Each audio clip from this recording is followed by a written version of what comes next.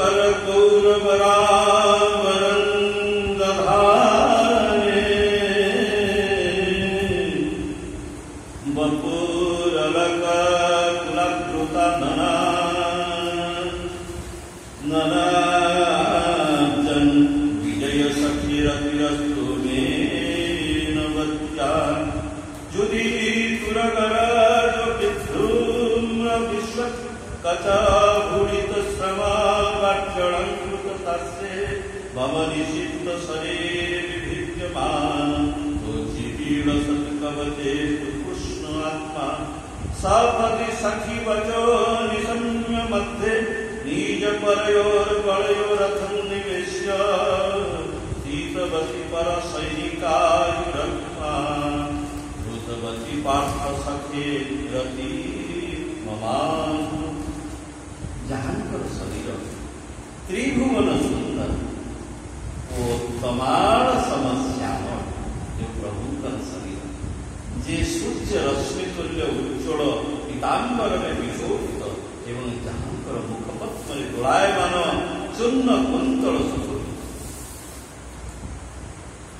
से अर्जुन सखा श्रीकृष्ण ठारे मोर निष्ठ प्रीति हो जाऊ तांकर युद्ध बेलर से अलौकिक छवि वर्तमान मोर मन पड़ जाऊर मुख उपर को खसी पड़ा किंचित केश घोड़ा टाकुर धूली दूषित हो जाए मुख पद्म शोभा पाए क्षुद्र क्षुद्र श्वेत बिंदु क्षुद्र क्षुद्र श्वेत बिंदु मोर तीक्ष्ण शर द्वारा चर्म क्षत कर सुंदर कवच मंडित भगवान श्रीकृष्ण ठारे मोर शरीर अंतकरण एवं आत्मा समर्पित होगा निजर मित्र अर्जुन कथा शुणी जे पांडव सेना और कौरव सेनार मध्यस्थल को तुरंत रथ नहीं जाइए एवं सेठारे रही जे निजर दृष्टिपात मात्र के शत्रु पक्षर सैनिक मान आयु हरण कर से पार्थ सखा भगवान श्रीकृष्ण ठारे मोर परम प्रीति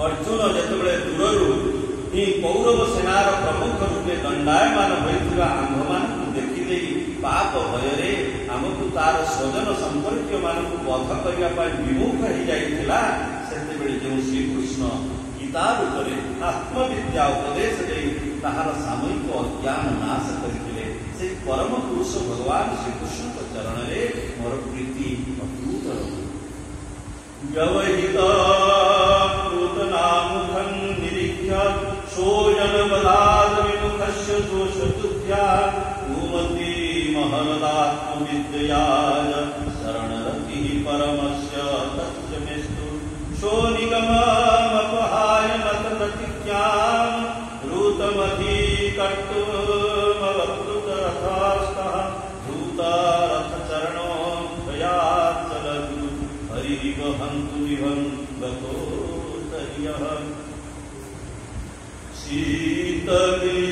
शीतविशीखहतो विशीर्णदंसा ततज परिप्लुत आततायिरोमि प्रसभामभिससार मद्गदार्थं स भवतु मे भगवान् गति विजय रथ कुटुंब आत्पुत्रे धृत भयरश्मि तत्सिये क्षणिये भगवती रतिरस्तु मे मुमुर्षो यमिह निरीक्ष्य हतागतः स्वरूपं ललितगति विलासबल गुहास प्रणय निरीक्षण कल्पी उन्मदान्धा प्रकृति मगन किल जस गोप मुनि गण धूप पट्य संवेन्त सरसि युधिष्ठिर राजसूयिता अहन मुख वेद क्षणीय मम दृषि गोचर हे आदिरात्मा तमेवमहमयं शरीरभार निगमात्मकल्पितानां प्रतिदृशमिव नैकधार्तमेकं समधिगतोऽस्ति विभूतभेदपूर्णः।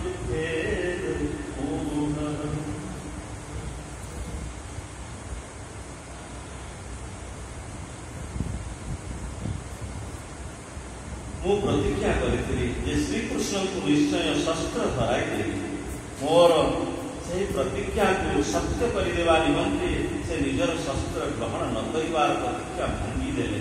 ସେ ରଥରୁ ଡେଇଁ ପଡ଼ିଲେ ଏବଂ ରଥ ଚକଟିଏ ଉଠାଇ ନେଇ ହାତୀକୁ ମାରିବା ନିମନ୍ତେ ସିଂହ ଝାମ୍ପ ଦେଲା ପରି ମୋ ଉପରକୁ ଝାମ୍ପ ଦେଇ ସେ ଏଡ଼େ ବେଗରେ ମାଡ଼ି ଆସିଲେ ଯେ ତାଙ୍କ କାନ୍ଧରୁ ଖସି ପଡ଼ିଲା ଏବଂ ପୃଥିବୀ କମ୍ପିବାକୁ ଲାଗିଲା। ସେତେବେଳେ ମୁଁ ଆତତାୟୀ ତୀକ୍ଷ୍ଣ ସ୍ୱର ମାରି ମାରି ତାଙ୍କର କବଚ ଭାଙ୍ଗିଦେଲି, ଯାହା ଫଳରେ କି ତାଙ୍କର ସାରା ଶରୀର ଲହୁ ଲୁହାଣ ହୋଇଗଲା। ଅର୍ଜୁନ ବାରଣ କରିବା ସତ୍ତ୍ୱେ ସେ ମୋତେ ମାରିଦେବାକୁ ବଳପୂର୍ବକ ମୋ ଆଡ଼କୁ ମାଡ଼ି ଆସିଥିଲେ। ଏତେ କରି ମଧ୍ୟ ସେ ମୋ ପ୍ରତି ଅନୁଗ୍ରହ ଓ ଭକ୍ତବତ୍ସଳତାରେ ପରିପୂର୍ଣ୍ଣ ଥିଲେ। ସେହି ପ୍ରଭୁ ଶ୍ରୀକୃଷ୍ଣ ମୋର ଏକମାତ୍ର ଗତି, ମୋର ଏକମାତ୍ର ଆଶ୍ରୟ ହୋଇଯାଆନ୍ତି।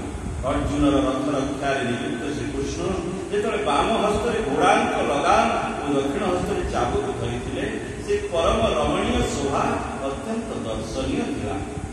ମହାଭାରତ ଯୁଦ୍ଧରେ ବୀରମାନେ ଯାହାଙ୍କର ସେହି ଛବି ଦର୍ଶନ କରି ମରିଥିବାରୁ ସାରୁପ୍ୟ ମୁକ୍ତି ଲାଭ କରିଥିଲେ, ସେହି ପାର୍ଥ ସାରଥୀ ଭଗବାନ ଶ୍ରୀକୃଷ୍ଣଙ୍କଠାରେ ଏହି ମରଣାସନ୍ନର ପରମ ପ୍ରୀତି ହୋଇଯାଏ।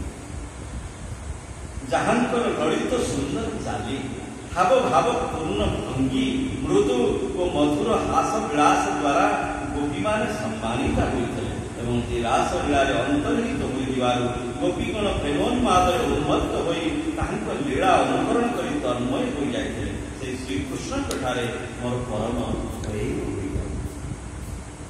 ଯୁଧିଷ୍ଠିରଙ୍କ ରାଜସ୍ୱ ଯଜ୍ଞ ହେଉଥିବା ବେଳେ ମୁନି ଋଷି ଓ ବଡ଼ ବଡ଼ ରାଜାମାନଙ୍କ ଦ୍ୱାରା ପୂର୍ଣ୍ଣ ହୋଇଥିବା ସଭାରେ ମୋର ଆଖି ଆଗରେ ସମସ୍ତଙ୍କ ପକ୍ଷରୁ ସର୍ବପ୍ରଥମେ ସମସ୍ତଙ୍କର ଦର୍ଶନୀୟ ଯେଉଁ ଶ୍ରୀକୃଷ୍ଣଙ୍କୁ ପୂଜା କରାଯାଇଥିଲା, ସେହି ସର୍ବାତ୍ମା ପ୍ରଭୁ ଆଜି ମୋ ମୃତ୍ୟୁ କାଳରେ ମୋ ସମ୍ମୁଖରେ ଦଣ୍ଡାୟମାନ ହୋଇଛନ୍ତି। ସମସ୍ତେ ଜାଣିଥିବେ ଅଗ୍ର ପୂଜା ଯେତେବେଳେ ରାଜସ୍ୱ ଯଜ୍ଞ ହେଉଥିଲା, ସେତେବେଳେ ପିତାମହ ଭୀଷ୍ମ କହିଥିଲେ ଯେ ଭଗବାନ ଶ୍ରୀକୃଷ୍ଣ ହିଁ ଅଗ୍ର ପୂଜାର ସେହି କେବଳ ଅଧିକାରୀ, ସିଏ ସ୍ୱୟଂ ବିଲୋକପତି, ସିଏ ହେଉଛନ୍ତି ସ୍ୱୟଂ ଜଗନ୍ନାଥ, ଜଗତର ପତି ସିଏ। ତାଙ୍କର ଅଗ୍ର ପୂଜା କରାଯାଉ, ଯେଉଁଥିପାଇଁ କି ଶିଶୁପାଳ ଆସିକି ଇଏ ଭଗବାନଙ୍କର ବହୁତ ନିନ୍ଦା କରିଥିଲେ ଯେ ଇଏ ଯୋଗ୍ୟ ନୁହନ୍ତି।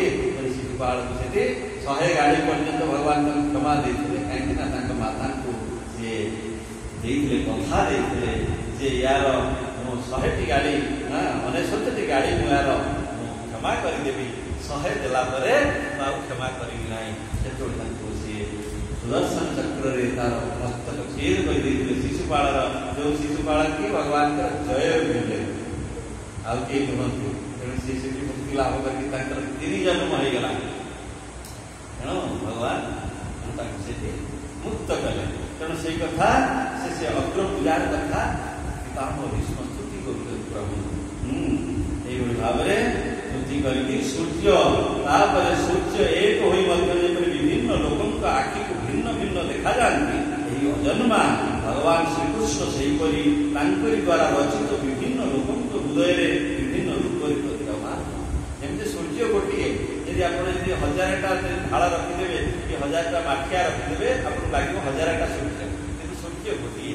ସେରକମ ଭଗବାନ ଶ୍ରୀକୃଷ୍ଣ ଏକ ହେଇଥିଲେ ମଧ୍ୟ ସମସ୍ତ ପ୍ରାଣୀଙ୍କ ଭିତରେ ସେ ଅନ୍ତରାତ୍ମା ରୂପରେ ବିରାଜମାନ କରିଛନ୍ତି। ସେଇ ପ୍ରଭୁ ଶ୍ରୀକୃଷ୍ଣ ସେହିପରି ତାଙ୍କରି ଦ୍ୱାରା ରଚିତ ବିଭିନ୍ନ ଲୋକଙ୍କ ହୃଦୟରେ ବିଭିନ୍ନ ରୂପରେ ପ୍ରତୀୟମାନ ହୁଅନ୍ତି। ପ୍ରକୃତରେ ସେ ଏକ ଏବଂ ସମସ୍ତଙ୍କ ହୃଦୟରେ ବିରାଜମାନ। ମୁଁ ଭେଦ ଭ୍ରମରୁ ରହିତ ହୋଇ ସେ ଭଗବାନ ଶ୍ରୀକୃଷ୍ଣଙ୍କୁ ପ୍ରାପ୍ତ ହୋଇଯାଇଛି। ଶ୍ରୀ ଶ୍ରୁତ କହିଲେ, ଏପରି ଭାବରେ ଭୀଷ୍ମ ପିତାମହ ମନ, ବଚନ ଓ ଦୃଷ୍ଟିର ବୃତ୍ତିମାନଙ୍କ ଦ୍ୱାରା ନିଜକୁ ଆତ୍ମସ୍ୱରୂପ ଭଗବାନ ଶ୍ରୀକୃଷ୍ଣଙ୍କ ଭିତରେ ଲୀନ କରିଦେଲେ। ତାହାଙ୍କର ପ୍ରାଣ ସେଠାରେ ଲୀନ ହେଇଗଲା ଏବଂ ସେ ଗିରଧାମରୁ ପ୍ରୟାଣ କଲେ। ସେ ଅନନ୍ତ ବ୍ରହ୍ମରେ ଲୀନ ହୋଇଗଲେଣି ଜାଣି ଦିନାନ୍ତରେ ପକ୍ଷୀମାନଙ୍କ କଳରବ ଶାନ୍ତ ହୋଇଯିବା ପରେ ସମସ୍ତେ ଚୁପ୍ ହୋଇଗଲେ। ଦେବତା ଓ ମନୁଷ୍ୟମାନେ ନାଗରା ବଜାଇଲେ, ସାଧୁ ସ୍ୱଭାବର ରାଜାମାନେ ତାଙ୍କ ପ୍ରଶଂସା କଲେ ଏବଂ ଆକାଶରୁ ପୁଷ୍ପ ବୃଷ୍ଟି ହେଲା। ଏ ସୌନକ ଯୁଧିଷ୍ଠିର ତାଙ୍କର ମୃତ ଶରୀରର ଅନ୍ତ୍ୟେଷ୍ଟି କ୍ରିୟା କରାଇଲେ। ଏବଂ କିଛି ସମୟ ପାଇଁ ଶୋକମଗ୍ନ ହୋଇଗଲେ। ମୁନିମାନେ ଭଗବାନ ଶ୍ରୀକୃଷ୍ଣଙ୍କର ରହସ୍ୟମୟ ନାମ ଗାଇ ଗାଇ ବଡ଼ ଆନନ୍ଦରେ ସ୍ତୁତି କଲେ ଓ ନିଜ ନିଜ ହୃଦୟକୁ କୃଷ୍ଣମୟ କରିଦେଇ ସେମାନଙ୍କ ଆଶ୍ରମକୁ ଫେରିଗଲେ। ବହୁ ମୁନି ଆସିଥିଲେ ଯେ ପିତାମହ ଭୀଷ୍ମଙ୍କର ଅନ୍ତ କିପରି ହେଉଛି ତାକୁ ଦର୍ଶନ କରିବା ପାଇଁ। ଆମେ ପୂର୍ବରୁ ମୁନିମାନଙ୍କର ନାମ ସବୁ ଆମେ ସ୍ମରଣ କରିଛେ। ବହୁ ବଡ଼ ବଡ଼ ମୁନି ସବୁ ଆସିଥିଲେ। ପିତାମହ ଭୀଷ୍ମ କେମିତି ଭଗବାନ ଠାରେ ଲୀନ ହେଉଛନ୍ତି, ସନ୍ଥ ମହାତ୍ମାଙ୍କର ଅନ୍ତକୁ ଯେଉଁ ଅନ୍ତିମ ସମୟରେ ସମସ୍ତେ ଉପସ୍ଥିତ ହୁଅନ୍ତି। ତେଣୁ ଏଇଭଳି ଭାବରେ ଯୁଧିଷ୍ଠିର ତାପରେ ସମସ୍ତେ ସାଧୁ ସନ୍ଥ ଆସିକି ତାଙ୍କୁ ଦର୍ଶନ କଲେ। ଯୁଧିଷ୍ଠିର ତାଙ୍କର ମୃତ ଶରୀରର ଅନ୍ତ୍ୟେଷ୍ଟି କ୍ରିୟା କରାଇଲେ ଏବଂ କିଛି ସମୟ ପାଇଁ ଶୋକମଗ୍ନ ହୋଇଗଲେ। ମୁନିମାନେ ଭଗବାନ ଶ୍ରୀକୃଷ୍ଣଙ୍କ ରହସ୍ୟମୟ ନାମ ଗାଇ ଗାଇ ବଡ଼ ଆନନ୍ଦରେ ସ୍ତୁତି କଲେ ଓ ନିଜ ନିଜ ହୃଦୟକୁ କୃଷ୍ଣମୟ କରିଦେଇ ସେମାନେ ଆଶ୍ରମକୁ ଫେରିଗଲେ। ଶେଷରେ ଶ୍ରୀକୃଷ୍ଣଙ୍କ ସହିତ ଯୁଧିଷ୍ଠିର ହସ୍ତିନାପୁର ଫେରି ଆସିଲେ ଏବଂ ଧୃତରାଷ୍ଟ୍ର ଓ ତପସ୍ୱୀ ଗାନ୍ଧାରୀଙ୍କୁ ସାନ୍ତ୍ୱନା ଦେଲେ। ଧୃତରାଷ୍ଟ୍ରଙ୍କ ଆଜ୍ଞା ଓ ଶ୍ରୀକୃଷ୍ଣଙ୍କ ଅନୁମୋଦନ କ୍ରମେ ସମର୍ଥ ରାଜା ଯୁଧିଷ୍ଠିର ଧର୍ମପୂର୍ବକ ନିଜର ବଂଶ ପରମ୍ପରାଗତ ସାମ୍ରାଜ୍ୟକୁ ଶାସନ କଲେ। ପିତାମହ ଭୀଷ୍ମଙ୍କ ପାଖରୁ ଜ୍ଞାନ ଯେଉଁଟାକି ମହାଭାରତରେ ମୁଖ୍ୟ ପର୍ବ ବୋଲି ରହିଛି, ସେ ମୁଖ୍ୟ ପର୍ବରେ ଜ୍ଞାନ ବର୍ଣ୍ଣନା କଲେ। ଯେଉଁ ଯୁଧିଷ୍ଠିରଙ୍କୁ ଯେଉଁ ଶିକ୍ଷା ଦେଇଥିଲେ ଅତି ଉତ୍ତମ ସବୁ ଧର୍ମର ରହସ୍ୟ ବର୍ଣ୍ଣନା ହୋଇଛି, ଯେଉଁଥିରେ ନିଜେ ବିଷ୍ଣୁ ସହସ୍ର ନାମ ସ୍ୱୟଂ ପିତାମହ ଭୀଷ୍ମଙ୍କୁ କହିଥିଲେ। ଯୁଧିଷ୍ଠିର ପିତାମହ ଭୀଷ୍ମ ହିଁ ବିଷ୍ଣୁ ସହସ୍ର ନାମ ପାଠ କରିକି ପରମ ଧର୍ମ ଭଗବାନଙ୍କର ନାମ ସ୍ମରଣ ଏବଂ ସେଥିରେ ସେ ମୁକ୍ତ ହେଇଗଲେ। ତେଣୁ ସେଥିରେ ଯୋଉଟାକୁ ବ୍ୟାସଦେବ ଲେଖିଛନ୍ତି ପିତାମହ ଭୀଷ୍ମ ତାକୁ ଜ୍ଞାନ ପ୍ରଦାନ କରିଥିଲେ। ତେଣୁ ପିତାମହଙ୍କର ଭୀଷ୍ମଙ୍କ ପାଖରୁ ଜ୍ଞାନ ପାଇକି ଯୁଧିଷ୍ଠିରଙ୍କର ଯାହା ତାଙ୍କ ଭିତରେ ଶୋକ ଥିଲା ସବୁ ଦୂର ହେଇଗଲା ଏବଂ ସେ ରାଜ୍ୟ ଶାସନ ପୁଣି କଲେ। ବୋଲେ ଭକ୍ତବତ୍ସଳ ଭଗବାନ इति श्रीमद्भागवते महापुराणे पारमहंस्यां संहितायां प्रथम स्कन्धे युधिष्ठिर राज्य प्रलम्भ नाम नवमोऽध्यायः।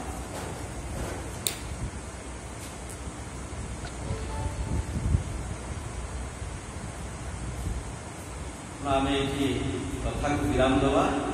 ଗୋଟିଏ କଥା ଆମେ ଆଲୋଚନା କରିବା। ଦେଖନ୍ତୁ ଭକ୍ତମାନଙ୍କର ଯେଉଁ ଅନ୍ତ ଅବସ୍ଥା, ଜଣେ ଆମେ କହନ୍ତି ଯେ ସେ ଅମୁକ ଲୋକ ସେ ଆଜି ନୃସିଂହ ଚତୁର୍ଦଶୀ ଦିନ ସେ ଶରୀର ତ୍ୟାଗ କଲା।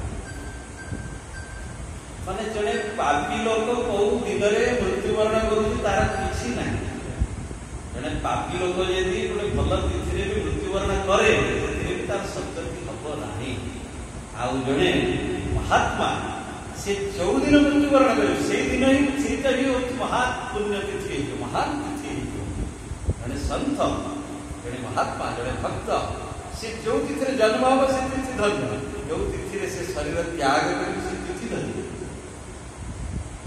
କିନ୍ତୁ ଜଣେ ପାପାତ୍ମା ସେ ଭଲ ତିଥିରେ ଶରୀର ତ୍ୟାଗ କରିଦେଲେ ଯେ ସେ ମୁକ୍ତ ହେଇଯିବ, ତାହା ସମ୍ଭବ।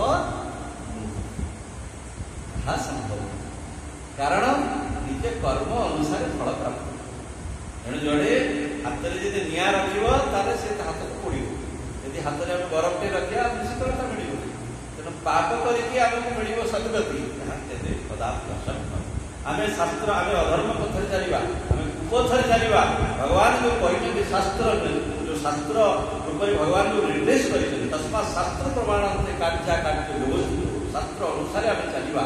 ଆମର ଚାଲିବା, ଆମର ଚିନ୍ତନ, ଆମର ଜୀବନ ଧାରଣ, ଆମର କାର୍ଯ୍ୟାବଳୀ ସବୁ କିଛି ଧର୍ମ ଅନୁକୂଳ ହେବା ଦରକାର, ଶାସ୍ତ୍ର ଅନୁକୂଳ ହେବା ଦରକାର। ଆମେ ଶାସ୍ତ୍ର ପ୍ରତିକୂଳ, ଧର୍ମ ପ୍ରତିକୂଳ ଆଚରଣ କରିବା ଆଉ ଆମେ ଯଦି ଗୋଟେ ତିଥିରେ, ଗୋଟେ ପୁଣ୍ୟ ତିଥିରେ ଚାଲିଯିବା ଆମକୁ ଆସି ମୁକ୍ତ ହେଇଯିବା ଅସମ୍ଭବ। ଜଣେ ଏମିତି ବି କୁହାଯାଏ ଯେ ରାତ୍ରି ମରଣ ଦିବସ ମରଣ। ଜଣେ ଭକ୍ତ ଯୋଉ ସମୟରେ ସେ ପ୍ରାପ୍ତି ହେଲା ସେଇ ସମୟ ହିଁ ହେଉଛି ମହାନ। ସେ ରାତ୍ରି ହେଇଥାଉ ଦିନ ହେଇଥାଉ ସେ ଫରକ ନାହିଁ ତା ଭିତରେ। କାରଣ ରାତ୍ରି ହଉଛି ଅଜ୍ଞାନତାର ସୂଚନା, ଅନ୍ଧକାରର ସୂଚନା। ଯାହା ଭିତରେ ଭଗବତ ଜ୍ଞାନ ନାହିଁ, ଯାହା ଭିତରେ ଭଗବତ ପ୍ରେମ ନାହିଁ, ଯାହା ଭିତରେ ଭଗବତ ଭକ୍ତି ନାହିଁ, ସେ ହଉଛି ଅଜ୍ଞାନ, ସେ ହଉଛି ଅନ୍ଧକାର। ତେଣୁ ଜଣେ ଦିବସ ମରଣ ହେଲେ ବି ମଧ୍ୟ ଯଦି ତା ଭିତରେ ପ୍ରେମ ନାହିଁ, ଭଗବତ ପ୍ରେମ ନାହିଁ, ଭଗବତ ଭକ୍ତି ନାହିଁ, ସେ ଦିନରେ ପୁଣ୍ୟ ତିଥିରେ ଯେତେବେଳେ ସତ୍ୟ ହେଇପାରିବ ନାହିଁ।